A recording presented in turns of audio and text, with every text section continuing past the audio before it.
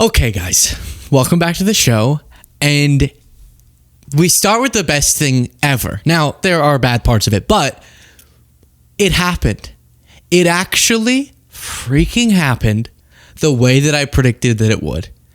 And maybe it was the craziest prediction, but I was so shocked this morning when I opened up social media and saw that my prediction about the Hegseth speech was supposed to be satirical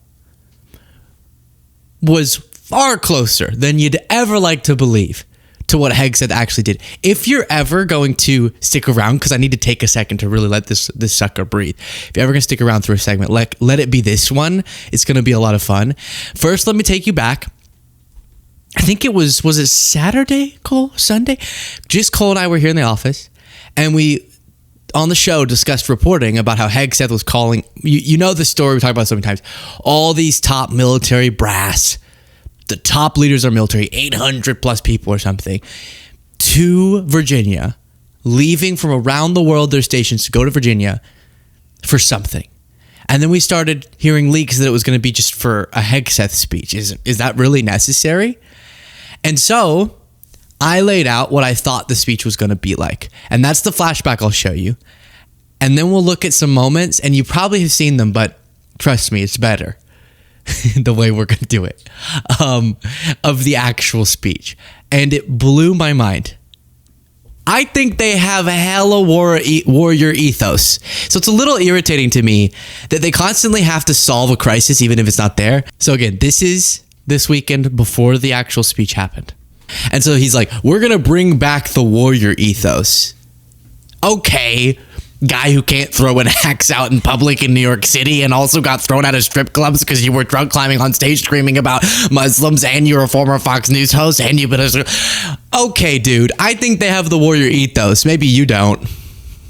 So at your direction, Mr. President, the War Department is going to fight decisively, not endless conflicts. It's going to fight to win, not to lose. We're going to go on offense, not just on defense. Maximum lethality, not tepid legality. All right, remember that part. Maximum lethality, not tepid legality. Violent effect, not politically correct. Okay, so he's doing rhyme schemes now. Take it down. Here's what I'm predicting, and we can watch it and see how accurate I am. This is why I think his, don't read it, Cole. Oh, you're sitting there. I thought you were Jaden. Okay, ready? Hello, my warriors. I am your Secretary of War, Pete Hegseth, and I'm proud to announce the U.S. military is no longer woke.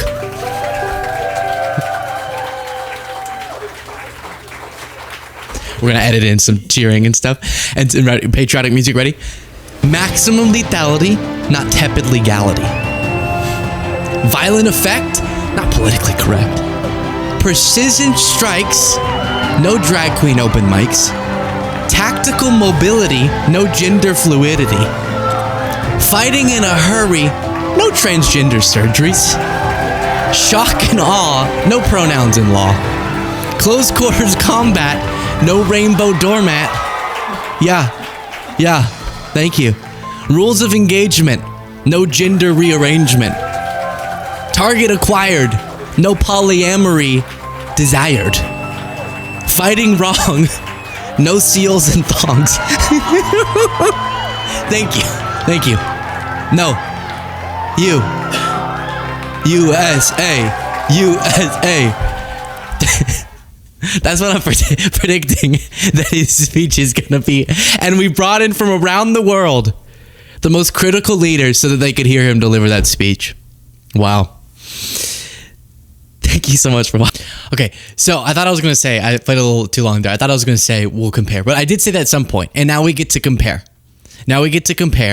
And this is all coming as we're getting reporting that Pentagon's Pete is experiencing a manic meltdown that was revealed by aides. He's cracking under the pressure of being the Secretary of War.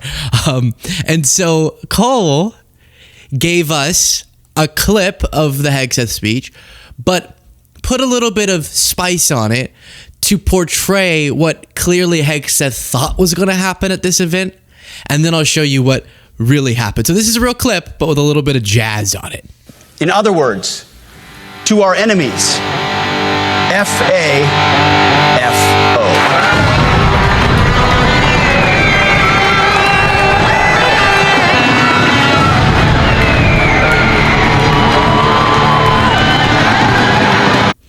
So this is what he imagined. This is why he thought he was going to go to our enemies. F-A-F-O.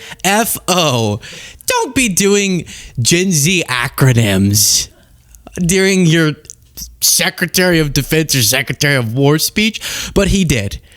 And then he ventured into territory very much like what I laid out there for you. So that was his imagination. Now let me show you how this actually went over with the crowd. While we continue through this, we're going to spend some time on it. We really are. I'm sorry. So you have plenty of time in this segment to click the subscribe button. Free. You support the work that we do, the fun we try to have despite everything, just by clicking that subscribe button below the videos. You make all the difference. Here's how it actually went over. Should our enemies choose foolishly to challenge us, they will be crushed by the violence, precision, and ferocity of the War Department. In other words, to our enemies, F-A-F-O. If necessary, I think it's really, it hurts.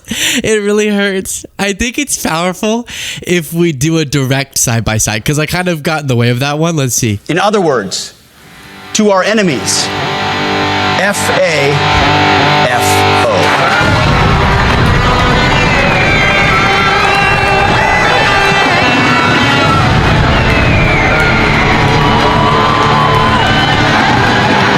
F-A-F-O.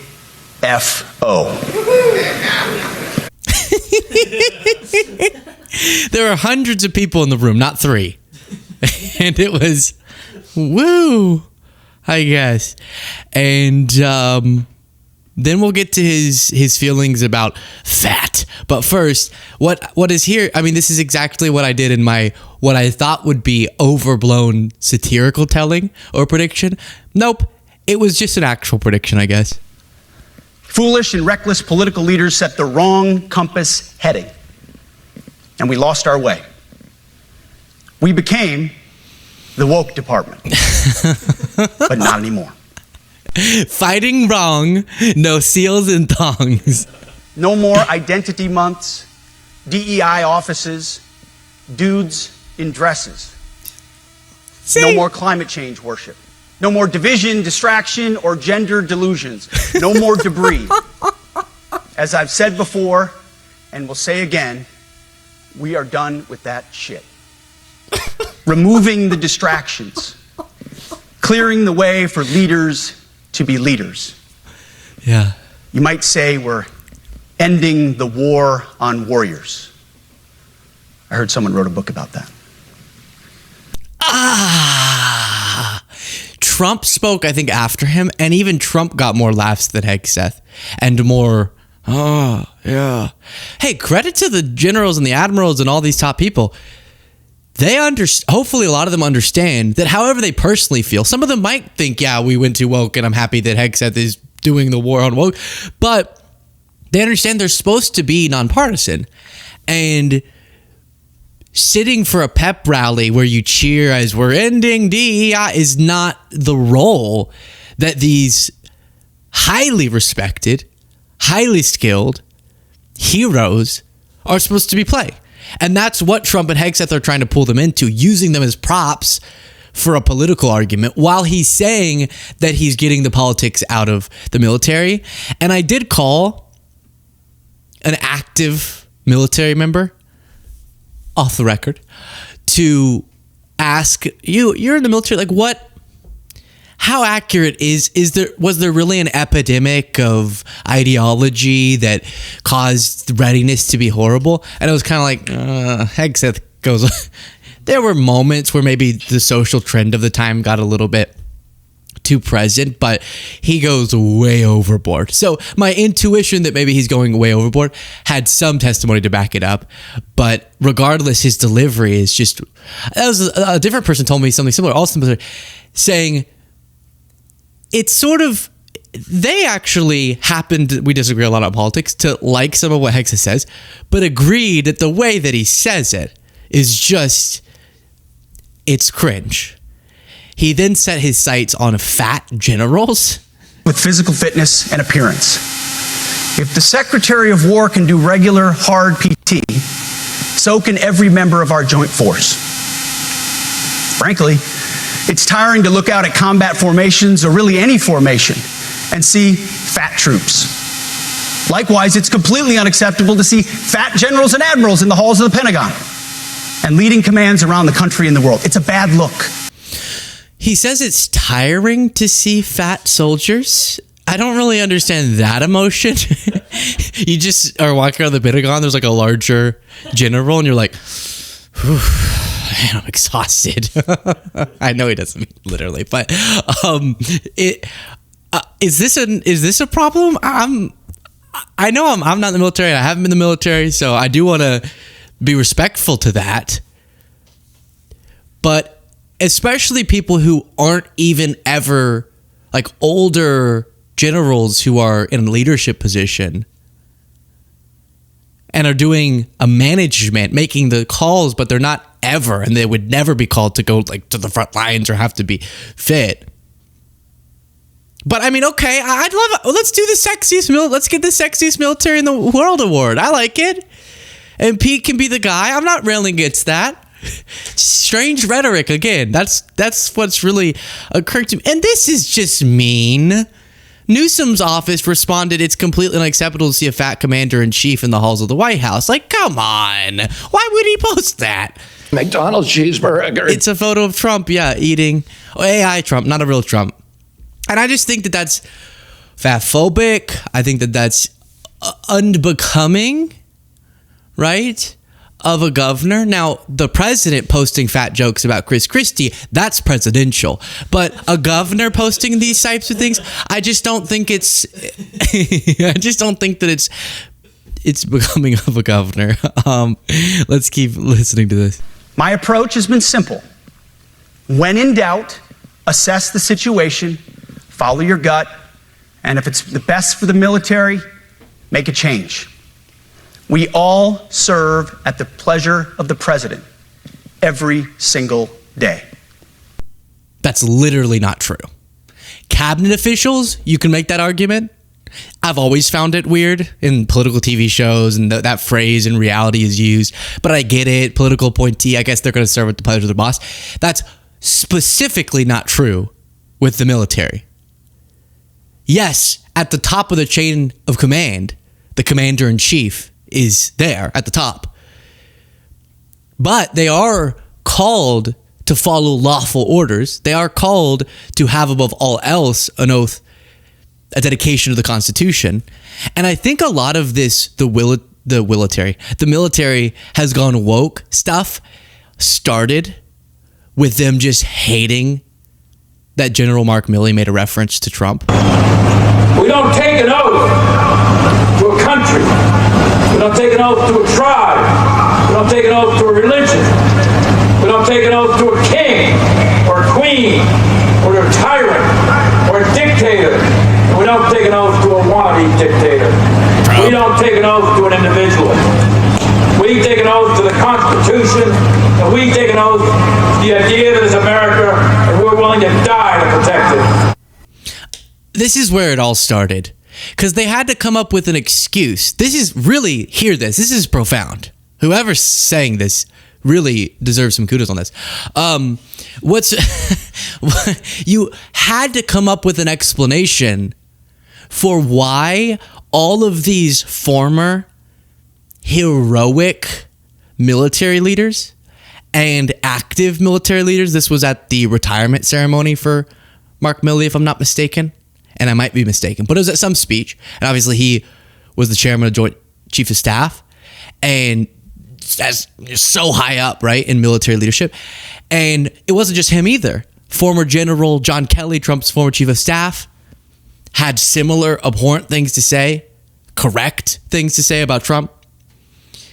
And they had to come up with an explanation for why even people like Mark Milley were panicked about the behavior of Trump. calling him, he didn't say specifically, but we all knew who he was referencing when he said wannabe dictator. That's like such a specific term to use. He was talking about Trump, and Trump hated him for it. And other people like Mark Milley who have spoken out against Trump, MAGA then had to go, okay, we previously respected the word of someone like Milley, but we have to come up with a reason why we can't, because we like Trump more. And we do believe that the military should serve at the pleasure of Trump above all else. And so then it was, oh, what if people like Milley are woke? And they all call him that now. He's the woke general. And that kind of then embedded itself and became, not that there aren't examples of like, okay, maybe we didn't need another seminar for the soldiers on X issue, whatever. But that's why it became such a talking point. I'm just now figuring out. How can we justify still supporting Trump even as all of these people we previously would have taken the word as trustworthy from are saying he's dangerous? People who've worked in the Situation Room with him. So then it's, oh, they went woke, and that's the problem. But again, think about how silly you look and sound when you're willing to take the word of Trump or Trump over Mark Milley or someone like John Kelly. All right, back to Hegseth. But in many ways, it's not their fault. It's not your fault. As foolish and reckless as the woke department was, those officers were following elected political leadership. An entire generation of generals and admirals were told that they must parrot the insane fallacy that, quote, our diversity is our strength. Of course, we know our unity is our strength. They had to put out... It's like the same point. It's like, yeah, but what is magnificent about the unity is that it's people unifying from all different backgrounds. He loves his phrases. He loves them. He writes these... He has an orgasm and then he takes them to the stage. He loves it's not diversity that's our strength, it's unity. Boom. It's not tepid legality, it's brutal Hegseth lethality. And he's so proud of himself. He looks around, the general's like, yeah, dude, nice. Quite the linguist. Dizzying DEI and LGBTQI plus statements. They were told, what about A? You left out A. Females and males are the same thing. Or that males who think they're females is totally normal. They were told that we need a green fleet and electric tanks. They were told to kick out Americans who refuse an emergency vaccine. They followed civilian policies set by foolish and reckless political leaders. Anyone else find this so insulting to all of these people who have served longer in the military than Hegseth? And I do credit Hegseth with his service. But these, again, heroes, and have made some of the hardest decisions and have lost friends very likely. And he's perpetuating this idea that we've lost a generation of our military to wokeness by blowing way out of proportion or making up stuff. I like when he says the generals and admirals and all these people were all of our soldiers were forced to believe that there's no difference between males and females. When has that ever been an argument? You could see from this photo that the military leaders were very stoked. You could see it on their face, and there was a zoom in of somebody.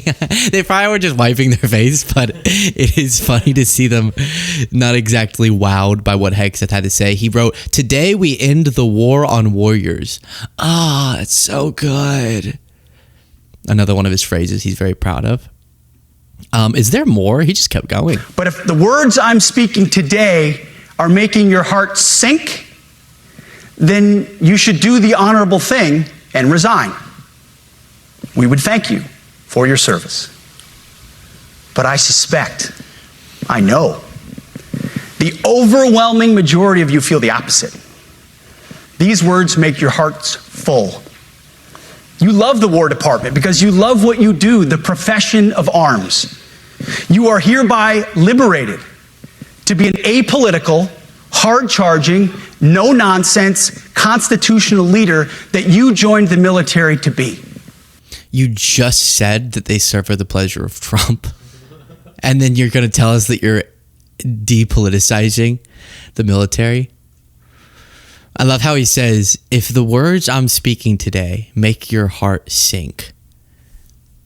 Just picturing one of these leaders being like, no, male and female is the same, and I hate this. I'm sure some of their hearts sank, realizing, quite to the contrary of what he's trying to argue, the politicization that they have been forced into being political pawns in. What's this? This was the ending. Move out and draw fire, because we are the War Department. Godspeed. Room, attention. Yay. Yay. Picture him walking off stage and being like, honey, did that go well? Why did no one say anything? No one cheered. That was weird. And this has gone back now for years. Tuberville wanted us to be very concerned. And just so y'all know, I want our military to be as effective as possible. And whatever policies ensure that, I'm for. And I think they're using our military to fight a silly culture war. That's really why I'm mocking this so hard. If there were genuine problems with us allocating too much time and resources to programs that fit a social trend that don't necessarily improve the cohesion of our military, which some of the things they rail against were aimed at improving the cohesion of our military, thus should be implemented. But if you could find a specific example, again, I'm not in the military, I don't know, then I would be for getting rid of that. But you could see the whole delivery and bringing in this unprecedented move of bringing all these people from around the world just so he could deliver how long was that? Just a few minute speech where he talks about we're no longer the woke department, we're the War Department. It doesn't feel serious. And I don't like you using the military like that. And we know where this came from. It's just been a silly talking point for some time now, like Tuberville saying that he heard on a ship that poems were being read, and that means that bad. There's no second place in war, okay? We have to have the best. And right now, we are so woke in the military, we're losing recruits right and left. Secretary Del Toro over the Navy, he needs to get to building ships. He needs to get to recruiting. He needs to get wokeness out of our Navy. We've got people doing poems on aircraft carriers over the loudspeaker. It is absolutely insane of the direction that we're headed in our military, and we're headed downhill, not uphill. Saw some servicemen respond. He does realize that we have, or maybe veteran responding, that there's downtime. And what would be so bad about on a ship during downtime reading a poem that you wrote? Hegseth is doing poems constantly. Did you just hear him? He literally was doing rhyme schemes, but it's bad for the soldiers, active duty soldiers, do that? I don't know. Seems a little bit contradictory. So it actually happened far too similarly to our prediction, and we'll talk next about Trump's appearance.